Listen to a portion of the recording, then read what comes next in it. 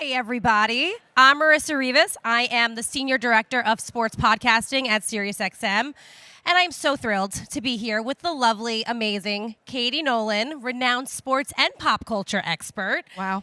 And the host of the hit SiriusXM podcast, Casuals with Katie Nolan. Welcome Hold for applause, it says on the card. Yes, applause. Thank you. Thank you. Oh, thank just you. kidding. But wow, I love that. They're engaged. Hi, everybody. Thank you for being here. It's very cool to see you. Well, I'm lucky enough to work with you every day-ish. But why don't we kick off by telling everyone a little bit more about yourself, the origin story of Casuals, and what first sparked that idea? Sure. So, like you said, my name's Katie Nolan.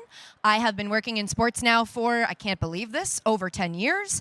I started out on YouTube making stuff in my apartment. Ended up getting a job at Fox Sports 1 when they first launched. I was part of a show called Crowd Goes Wild, hosted by Regis Philbin, rest in peace. Went on to have my own show called Garbage Time. We won an Emmy, as well as a podcast called The Garbage Time Podcast. Then I moved over to ESPN, had a podcast called Sports with a question mark with my friend Ashley, as well as a TV show called Always Late. I've been around working in sports for a while. I worked in baseball for a season. I did Friday Night Baseball on Apple TV+. That sure was an experience. And now I'm at Sirius. The idea for Casuals, which is what you asked, which is our current show, our podcast, was that, you know, in my time in sports, there are a lot of people who speak to dedicated, diehard sports fans. There's a lot of people who will dive in on analyzing a defense or breaking down, trades or talking about who you should draft, and a lot of in-depth sports fan content. But when I think about a sports fan, when I think about a baseball game in the middle of the summer, a full stadium, I picture, like, are all of these people listening to a sports podcast? Probably not. A lot of them are there because they like the social experience of sports.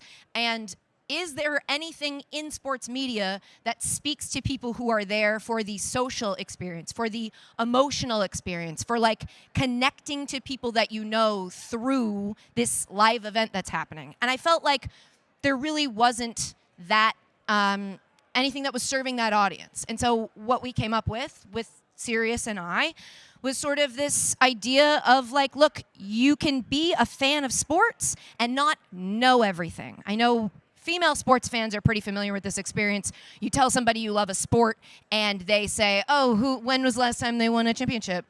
Name everybody on the roster. And if you don't perform your knowledge, then you don't qualify as a fan. I wanted to make a space where that's not the case. You can come in here and tell me you don't even know what a baseball looks like, and I want to talk about the sport in a way that gets you excited about it, makes you want to watch it, makes you interested and able to follow along with it for the highs and the lows, basically experience the joy and the misery of being a sports fan without any of the prerequisite. I wanted there to be an entry point for people who want to get into sports, but when they listen to a sports podcast, sometimes it talks over their head. And I didn't want to explain sports to people. I just wanted to say, like, hey, come over and hang out here, and we'll talk about hockey, and you can see if you like hockey. Maybe you do, maybe you don't. Maybe you're more of a volleyball person. We're going to talk about all of it, and the key driver of the podcast is, like, entertainment, fun, emotional investment in sports. So long-winded answer to what was a long-winded question, so I do think it's fair. It's fair. I'll allow it. We wanted to make a space for people that were trying to get into sports but just couldn't find a door that made them feel welcome. And so that's sort of what we're doing, and I think we've been doing it for 8 months 8 now. months now, and it's going pretty well. I'm having fun. I'm having fun. So it's going well. I think that's a good barometer, right? It's like, are you having fun? That's like blast. step one, and Yeah. then the content will follow. Yeah. As you've mentioned, you've been involved with some amazing projects over your career, including ESPN's Always Late with Katie Nolan and your Emmy-award-winning show, Garbage Time, which is where I fell in love with you. What drew you to SiriusXM and the power of podcasting and audio? What makes it the right medium for the kind of stories that you're looking to tell to that casual sports audience? Yeah, what I've always loved about podcasting, because I've been doing podcasts since 2015, I think, is when we launched the Garbage Time podcast. And it's a medium that's obviously been around for a while. My favorite thing about it throughout my career has been so much has been devoted to the TV, because you've got to get the graphics have to be right. So you have to have your takes before you say your takes so that the graphics can match your takes. And they've got to get they're worried about everything except what you say, mostly, on TV. Podcasts were like, we would finish recording the TV show, And I would go and get to do the podcast where I could just like relax. I could be in my sweatpants, and it was just about the talking. It wasn't about any of the other stuff. I don't know if that's unique to me as a woman, because I feel like so much of being a woman is about how you present, and it was really nice to me to go like, it doesn't matter how I present when it's audio. And so given what Casuals is trying to do, I want it to feel like a bathrobe and slippers. I want it to feel like you're relaxing. There's no pressure. There's exciting moments. There's fun things, but it's not about like being buttoned up and wearing a suit and whatever. What I love about Sirius, who's like in my mind, the leader in the audio space. When I think about audio and like radio, it's like Sirius. I think that the reason for Casuals being an audio medium is because I wanted to focus mostly on having a conversation that people feel invited into. I think when I listen to podcasts, it's because I want a conversation I don't have to participate in. I want to like listen to a conversation and feel a part of it, and no one's turning to me and going, and now you talk, because I'm listening. So it's like I wanted this to be an experience for when you're walking your dog or you're, on a long road trip and you just want to know and be caught up on everything in sports. And so for me, the audio is the most. Now we're learning that audio and video and podcasting is becoming a big thing, which we will get to eventually. But the reason that I love Sirius and that I wanted to work with Sirius on something like this is because I wanted it to be audio first. I wanted it to be about the conversation and the hang first, and then worry about like, what does the set look like? All of that was sort of would take away from what mattered the most to me, which was the core of who we are and who we were trying to speak to. Speaking of being a woman, because you did allude to that, and I would be if there's two women on a stage, I have to ask a question about being a woman, else I'll get kicked off the stage. Yes.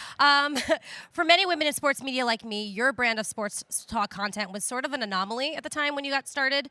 Oftentimes, women weren't given the chance to give their opinions, to be funny, to be anything really more than the host, kind of pushing the conversation around.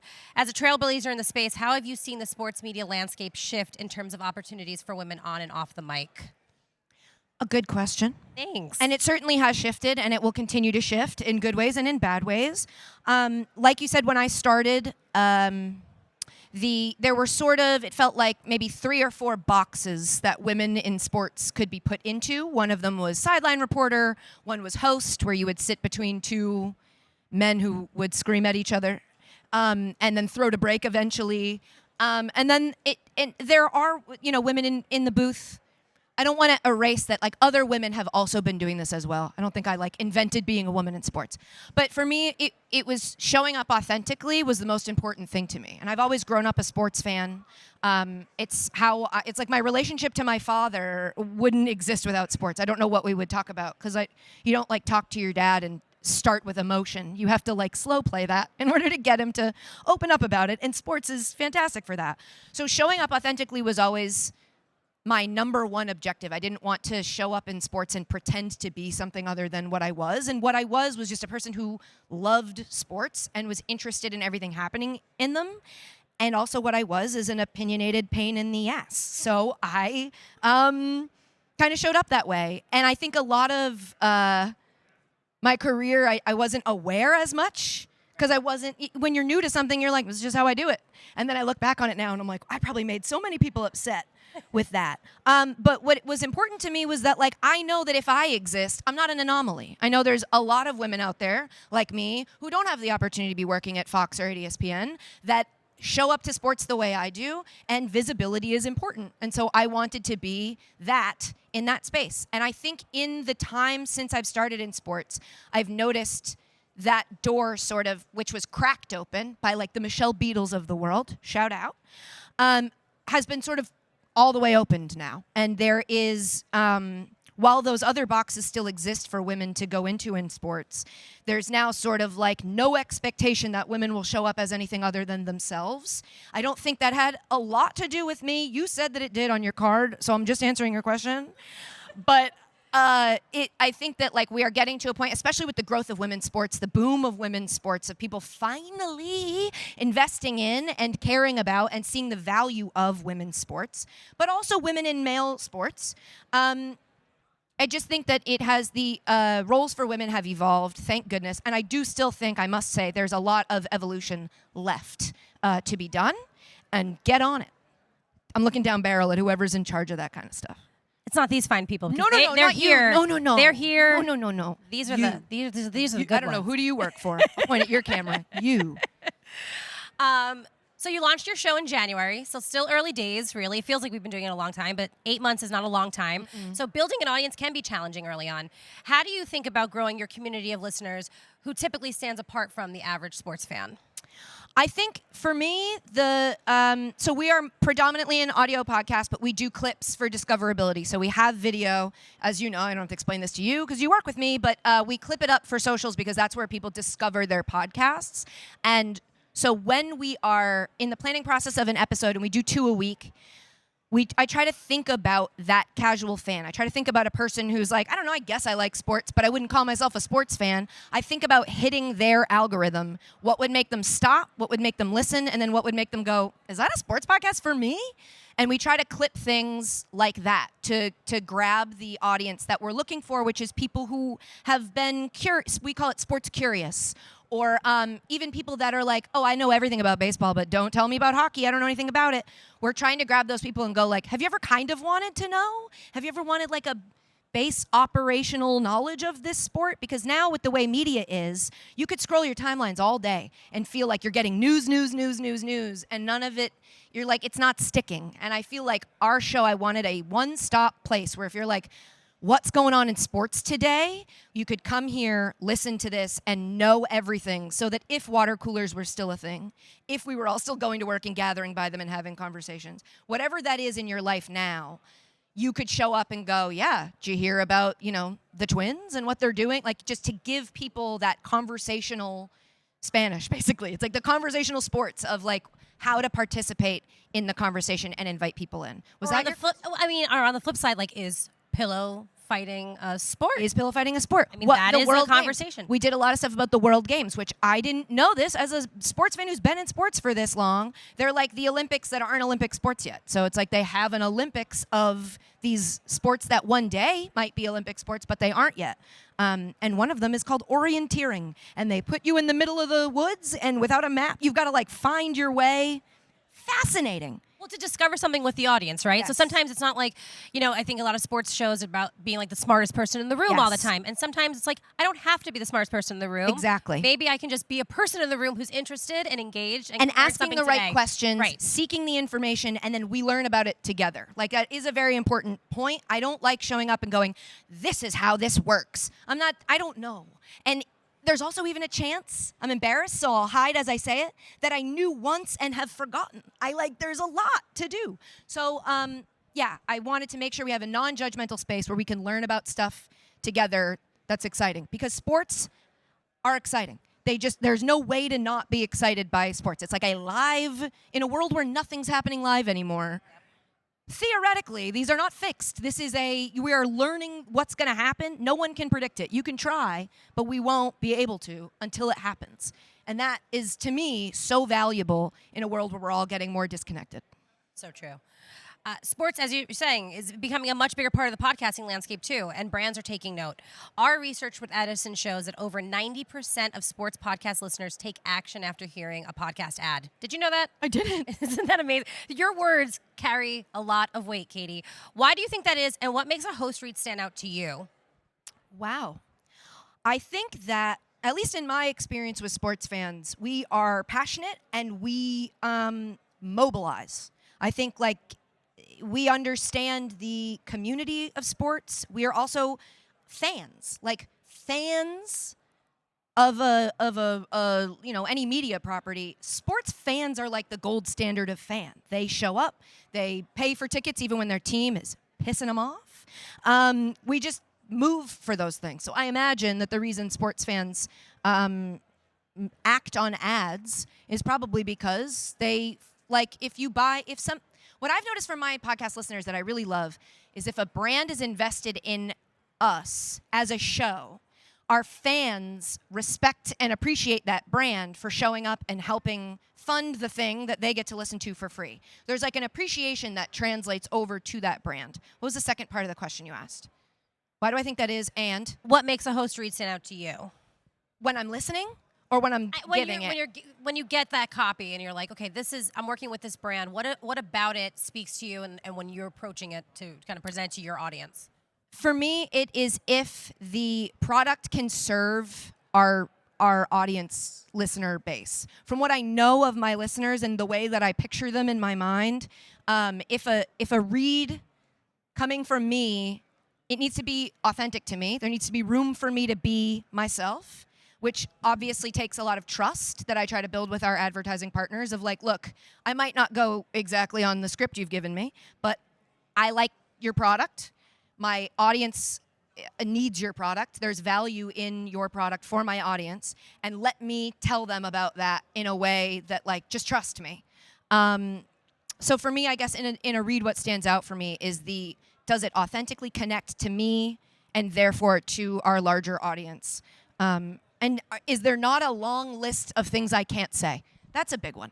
Just don't give me a big long list of like, but don't say these 18 words, because then I'm trying to go and talk about your brand authentically, but I keep checking a list and being like, oh, I said that word. I have to go back and do it again. I think authenticity in the space, and I hate saying that word because of how often everybody's saying that word, but when I say it, I mean it. Everybody's like, authenticity is so important. I agree.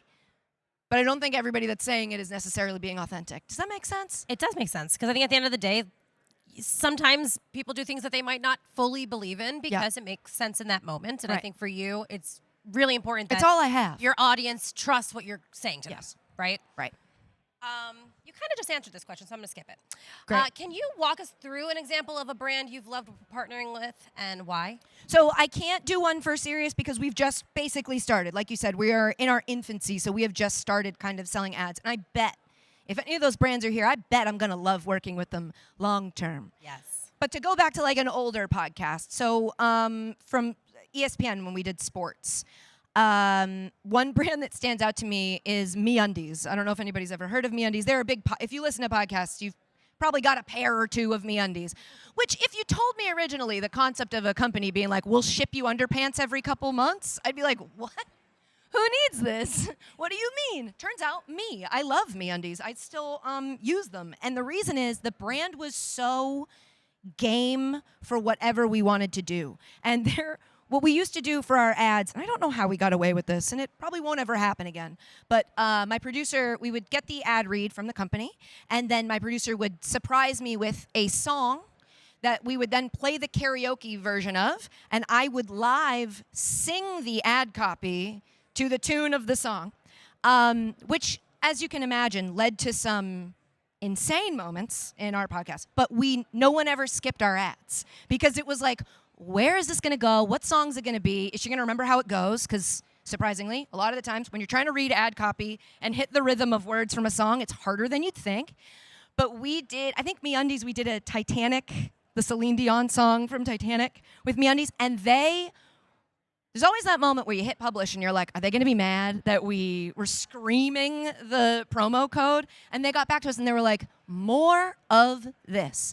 And that was when I was like, okay, I love a company that goes, I don't get it and I wouldn't have thought of it myself, but I love it and keep doing that. And so they sponsored us for our whole run.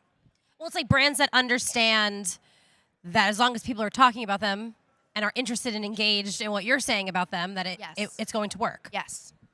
Yeah, I want our audience to buy your product as much as you want our audience to buy our product.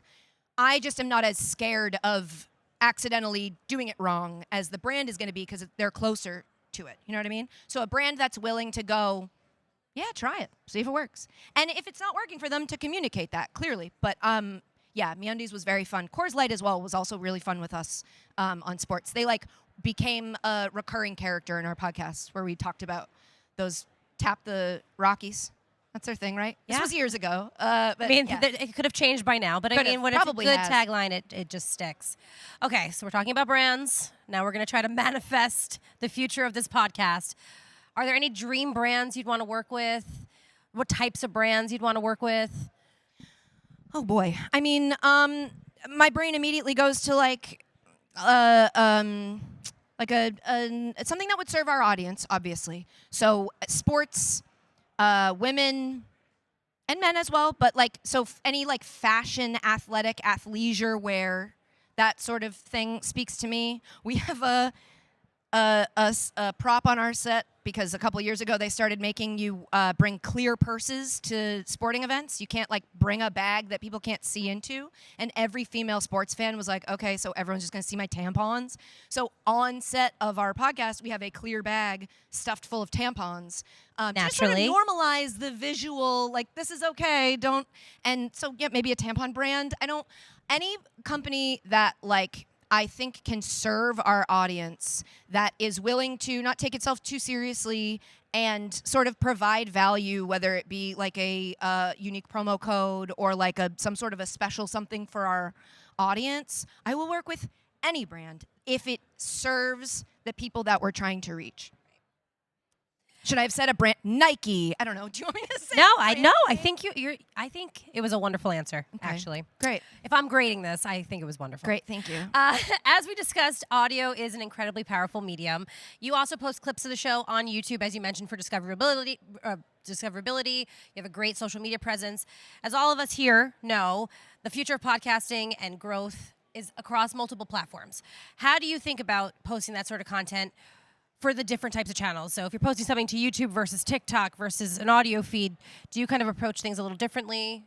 Yeah, I've always been really hands-on when it comes to my social presence because I don't know if it's because I'm a woman in sports and there's like a higher standard that I've always felt like I have to. I don't know what it is, but I don't like turning over my social to people that aren't me. It is, to me, the point of social media is to show up as a person and use the platform that way. So we have branded like our actual show accounts across, we have them on TikTok and Instagram. The change of Twitter really threw everything for a loop, as that was my favorite space that now I don't find myself using as much. I never thought there'd be a time we'd launch a show and not launch a show. It's pretty Twitter wild. account. But as far as that, like my own social media, I like to, just imagine, look, we're all people that use social media. It's part of our world, a bigger part of our world than it's ever been, and every year it grows. You know when you have an idea that's a tweet. You know when you have an idea that's an Instagram picture. You know when you have an idea that's more TikTok. And I feel like we, the way we clip things are to try to reach the audience that we want while also serving the audience that we have on those channels. So we've got a set of guidelines that we use of like what we're looking for in a clip, especially while we're in this early stage of the podcast, where the sorts of clips I was bumping into on TikTok that would make me go, what is this podcast? Like the first one I think of is Basement Yard. I don't know if anyone's ever heard of that podcast, but I didn't know about them in any way. And the only time I found them was by flipping through TikTok and just going, these two guys are wearing headsets and talking into mics. I don't know what they are. I don't know where they came from. I'm going to look them up because they seem like they're having such a fun time. So for us, it's like TikTok clips are like the big laugh of our episodes, or it's a moment where like a connection is made. Someone makes a connection to sports that like is important to them. We have Isabella, our producer, who we're sort of introducing into the world of sports. She's been the pure joy of our podcast because watching sports happen to someone, especially somebody so sweet, is really amazing, and it's like the heart of the podcast. So like those moments that somebody who isn't already a fan would go like, what is this? I want to be a part of this. While also people who are our fans, the stuff we're posting on our show accounts is like, you know what we are, you know what we do. Isn't this funny that this happened to us? So yeah, I think having an important strategy across each of the different socials is important to me for that reason. I want to make sure that who we reach, it's like actually, and you never know who's going to just scroll past it. There's so much content to watch at all times. And I was going to say that, like, sometimes the experience for the audience, it's the only experience they're going to have. They might never come to the RSS feed. They might only know casuals through the Instagram page, right? And So that might be their experience for 3 months before they decide, oh, let me actually look this show up. So I think it's important to like represent your brand well across those platforms so that if that's all they're going to get, they're at least going to get something good. 100%. I think eventually we will switch to, once we have the audience that we've been, then we'll switch to like maybe you post something more controversial so it gets out to people that might not like you. Right now, I'm like, let's keep it inside. We don't have to make, like, I'll post what I believe. I'm not like trying to poke anybody. I feel like a lot of social media has become very polarized, where it's like you're either on this side or you're on this side, but either way you feel extreme. And I'm like, I don't know, there are people who just live right here and have extreme opinions on whatever but it's like it doesn't have to be shock and controversy to get everybody. I just wanted to be like, do you like sports? Do you want to come hang out? Do you want to take a breath? Yeah, start with do the you funny. Want to just chill out for a second? Right. That's us. That's what we're here for. Let's quickly dive into the creative process and how you blend sports and culture. How do you make sports stories appealing to an audience that might not actually follow sports closely, like the type of fans that don't really care about X's and O's and analytics? I mean, we've talked a lot about that sort of content, but like, how do you take a story that someone probably didn't hear and make them care? To me, it's the easiest part because it is what I love about sports already. It's obviously I love a big hit. I love a big game, but the human element of sports and the athletes and their stories or their families or their the way that the ripple effects of things that happen in sports, the things that happen around it. I feel like a lot of people are focused on like a drop in the water. They talk about the drop. I want to talk about the ripples. I want to talk about the things that come from that, or what it says about them, or what it says about their sport, or what it says about their team, and just discuss the surrounding things to it. Because I think like building that out for the listener makes them go like, oh, I didn't even think of it that way. I didn't even think of the fact that this is so important to the city of Buffalo because of the history of Buffalo and the Bills and what's happened and so it's like providing that sort of context that like colors in the image. Whereas I think a lot of other sports coverage, at least from my experience and in my life, has been like, they tell you what happened. I would like to talk about the stuff that means, like what that causes and why this is funny and why this is scary or why this is, whatever it is, the bigger story and the human element around all of it. And also just like laughing. What's the funny thing? You don't have to know somebody's batting average to be able to laugh at the fact that, they tried to catch the ball and their pants fell down. Like there's moments to zoom in on. I don't think that's happened, but sure would be pretty funny. That would be fun. We would talk about that on Casuals. Absolutely for sure. would. Okay, to close this out, let's have a little fun. I hate fun. No, that goes against everything we just talked about. The kickoff of the NFL and college football seasons. Playoff baseball is a very special time to you. Uh-huh. It's just a super fun time of sports coming up here. What do you have your eye on that has the potential to be particularly entertaining this fall? It can be on the field, it can be a storyline, a team, a person, a particular athlete. Tell us, Katie, so we can follow along this fall. I hate to do this to you. Because I hate to be wrong. Oh, gosh. But it's the Seattle Mariners, okay? The Seattle Mariners have been like almost about to do it for so long. They have all of the pieces. You may have heard of Big Dumper, who is their home run hitting catcher who has a big dumper. He's got a big Derriere. But it's his nickname. I didn't give it to him. I'm not sexualizing him. This is just the way that it is.